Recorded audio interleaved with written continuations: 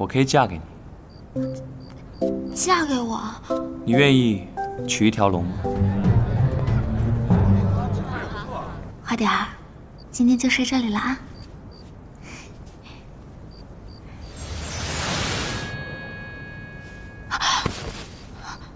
我懂了。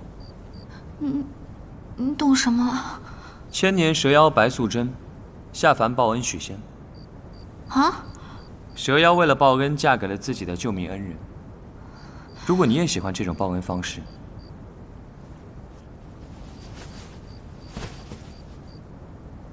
我可以嫁给你。嫁给我？你愿意娶一条龙吗？我娶不起。为什么？因为我没有钱。无妨，本座有一座龙隐天池，还有千年灵力做嫁妆，金钱之事你不必担心。我吃的也不多，你应该能养得起我。不是。怎么，你还不愿意？不是，其实不是我救了你，是我们家小姐救的你。你要报恩，你应该找我们家小姐才是啊。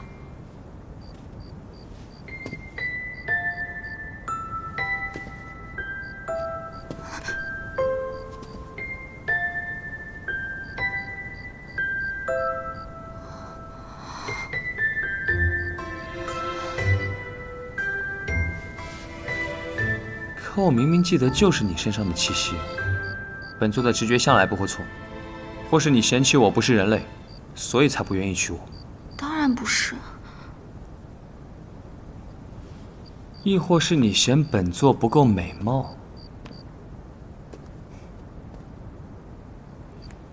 无妨，你喜欢什么样的，本座都能变成你想要的样子。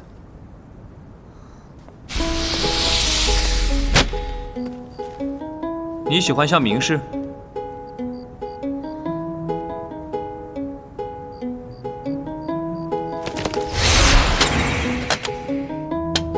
还是喜欢将军？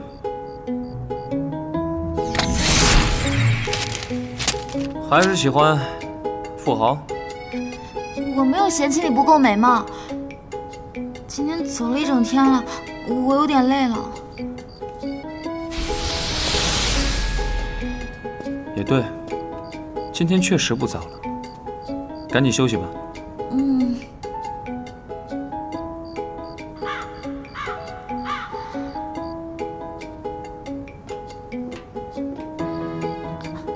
你还不走啊？